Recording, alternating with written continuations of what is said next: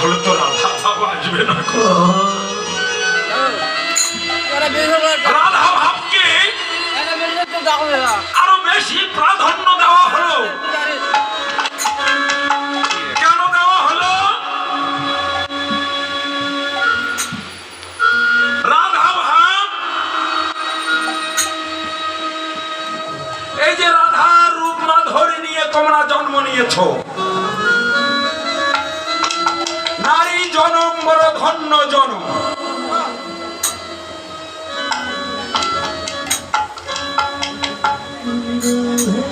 রাধা ভাব নিয়ে, রাধা কান্তি নিয়ে, রাধা শক্তি হয়েছে কিনা তা জানি না।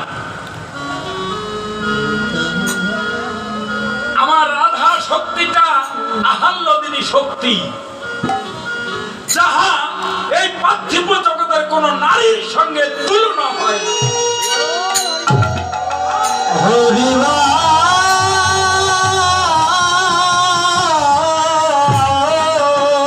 সেই রাধা রানী ভাব নিয়ে তোমরা জন্ম নিয়েছ। তোমাদের জন্ম ধন্য তখনই হবে যখন তোমরা রাধার মতো ত্যাগী হতে পারবে।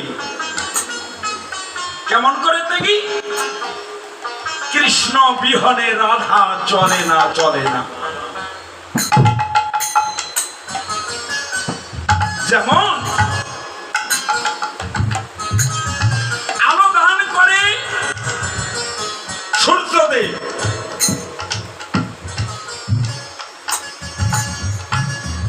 ওই সূর্যের আলো চন্দ্রের উপর যখন এসে পড়ে তখন চন্দ্র আলো দান করে। তাই বলছি,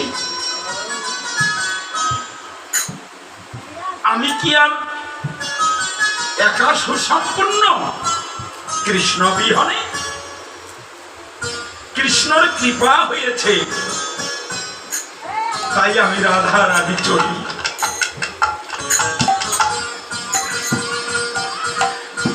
একজন মা যেমন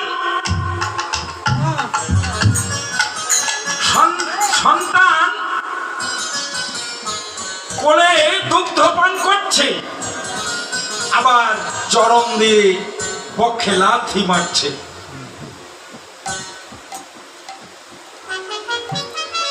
তারপরে মা ধৈর্য ধরে ওই ছাওয়ালকে দুগ্ধ দিয়ে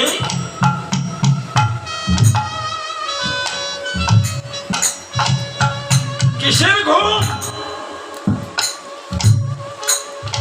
ছোট্টবেলায় যখন আমরা খুব ছোট ছিলাম, এমন বোঝার মতো শক্তি জ্ঞান আমাদের ছিল না।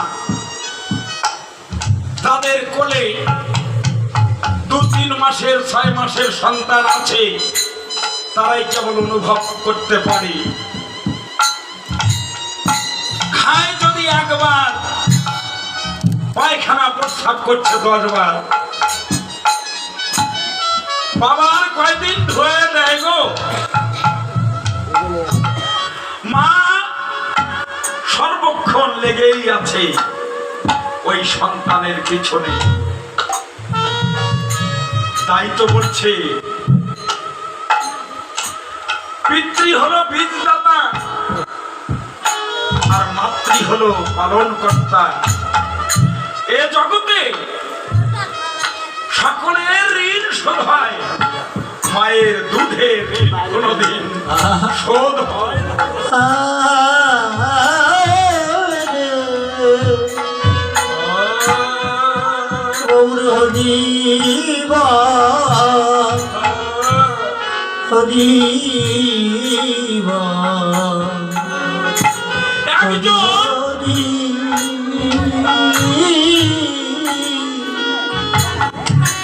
মায়ের সঙ্গে পৃথিবীর আর কোন মানুষের তুলনা হয় না। সেই মাতৃ স্বভাব,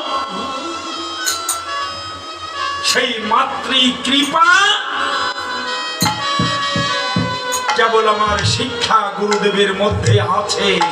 রাধা ভাবে বিভাবিত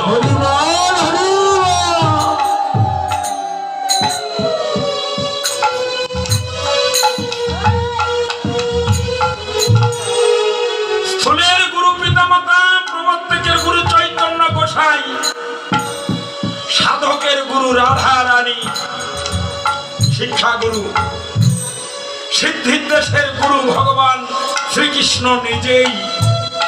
সেখানে আমাদের মতো এই মানুষ গুরুদেবের যাবার কোনো অধিকার নেই। দীক্ষা গুরুদেব পিতামাতা জন্ম দিয়েই গুরু, তারা লালিত পালিত করে বড় করে দীক্ষা গুরুর হাতে তুলে দেবে, বাবা তুমি এখন ভজনের গুরু ধরো, বাবা তুমি ভজন পথে চলো। দীক্ষা গুরুদেব শিক্ষা ঘরে তুলে দেবে। আমরা গুরুদেবরা আমরা বড় হিংসা করি। অনেকেই বলে থাকি দীক্ষা নাও, শিক্ষা লাগে না। শিক্ষা লাগবে না কেন? শাস্ত্রে আছে তো। তোমার কি ব্যবসা কমে যাবে? তোমার কি ভাগ কমে যাবে? তাহলে তো তুমিও গুরুদেব একটা স্বার্থপর হয়ে গেলে। ওকে ক্লাস পরিবর্তন করে ওপর ধাপে তুলে দাও। শিক্ষা গুরুদেবের কাছে আশ্রয় নেবে। কৃপাটা দীক্ষা গুরুর লাগবে। সেখান থেকে শিক্ষা।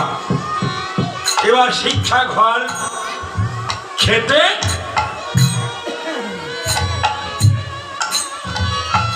পরম ধাম লাভের জন্য পার্থিব জগতের সবকিছু পরিহার। বয়স হয়ে গেছে, এখন চোখে কম দেখি, কর্ণ বধির হয়ে গেছে, হস্ত পদ চলে না, বদনে আর মিষ্টি কথা বলতে পারি না। শিক্ষা গুরুদেবের সেই কৃপা নিয়ে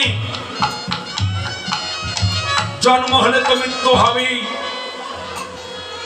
সেই পথে হাঁটি হাঁটি পা পা করে চলছে। পারঘাটে আমার গৌরাঙ্গ মহাপ্রভু দাঁড়িয়ে আছে।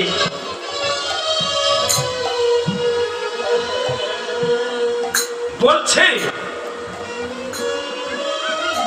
তুমি কেন এসেছো? বলছে প্রভু গো, আমি তো মত্তধামে এসেছিলাম, এখানে আমার দায়িত্ব শেষ। তাহলে এখন কি করবে? যে আমাকে ভব নদী পার করে দাও। আমি এই ভবের জম যাতনা আর সহ্য করতে পারছি না। তুমি একবার কৃপা করো, আমি যেন ভব নদী পার হয়ে রাধা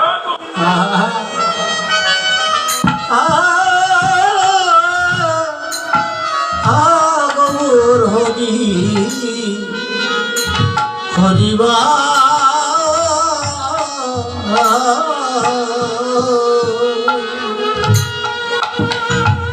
হরিবা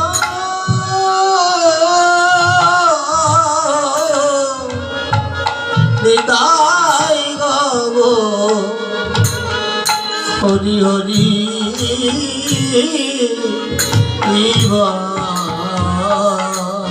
আমি যেন রাধা গোবিন্দের চরণে যেন আশ্রয় করতে পারি।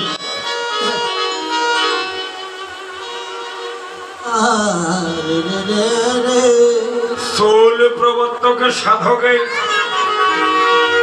যখন পার হয়ে যাবে সিদ্ধির দেশে ভগবান, এদিকে যদি তোমার সব ভালো থাকে, সব গুরুর কৃপা থাকে, তখন ভগবান কি করবে?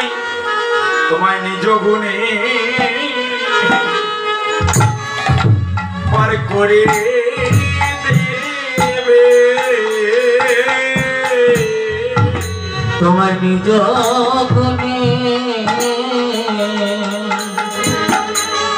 ভবনকে পার করে দিবে।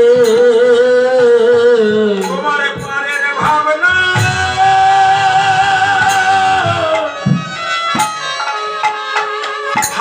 থাকবে